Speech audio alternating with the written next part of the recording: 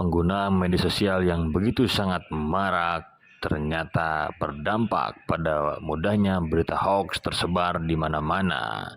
Belakangan masyarakat Indonesia selalu dikagetkan dengan berita-berita seperti itu, seperti berita hoax babi ngepet tahun 2021.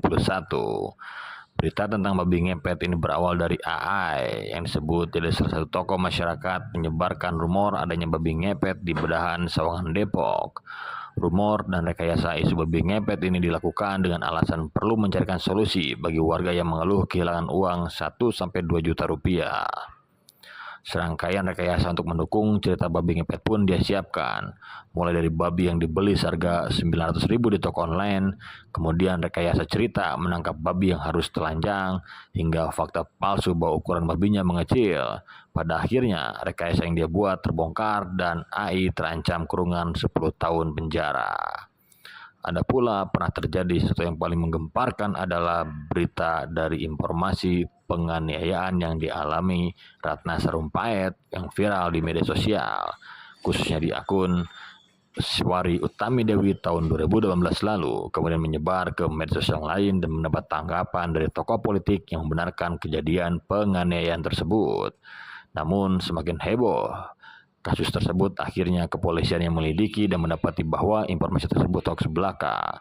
Wajah bengkak dan memar pada Ratna Sarumpait ternyata efek dari operasi, bukan karena penganiayaan.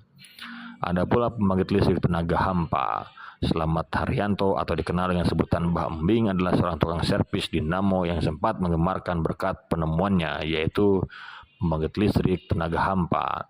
Saat itu dia mengklaim dapat membangkitkan listrik tanpa menggunakan apapun alias hanya butuh kehampaan saja. Hal itu menuai banyak respon karena membuat orang penasaran. Sayangnya hal tersebut hanya tipuan. Bahkan Menteri BUMN saat itu Dahlan Iskan juga termakan hoax. Diketahui ternyata Mbah Embing menyambungkan aliran listrik dari bawah tanah sehingga membuatnya menyala seolah tidak membutuhkan sumber energi apapun. Ada juga hoax tentang Blue Energy, serupa dengan kasus PLTH Joko Suprapto melakukan penemuan bahan bakar dari air atau Blue Energy. Penemuannya tersebut bahkan sempat mendapat perhatian dari tim Kepresidenan Susilo Bambang Yudhoyono. Ternyata penemuannya mengenai Blue Energy tidak seperti yang dibayangkan banyak orang. Joko Suprapto tidak membuat air menjadi bahan bakar, tapi hanya memanfaatkan air untuk menghemat bahan bakar minyak. Ada juga mahasiswa yang dianggap penerus Pak Habibie. Akhir tahun 2016 silam, seorang mahasiswa bernama Dwi Hartanto digadang-gadang menjadi penerus B.J. Habibie. Tapi ternyata semua yang dikatakan Dwi dalam berbagai kesempatan cuma pengakuan yang tidak terbukti kebenarannya. Awalnya Dwi muncul di media massa atas karyanya di dunia aeronautika karena disebut menciptakan satelit launch vehicle atau wahana peluncur satelit dengan teknologi termutakhir yang disebut dengan The Apogee Range F7S. Taraf 7S hanya satu dari sekian cerita prestasi seorang Dwi di dunia kedirgantaraan.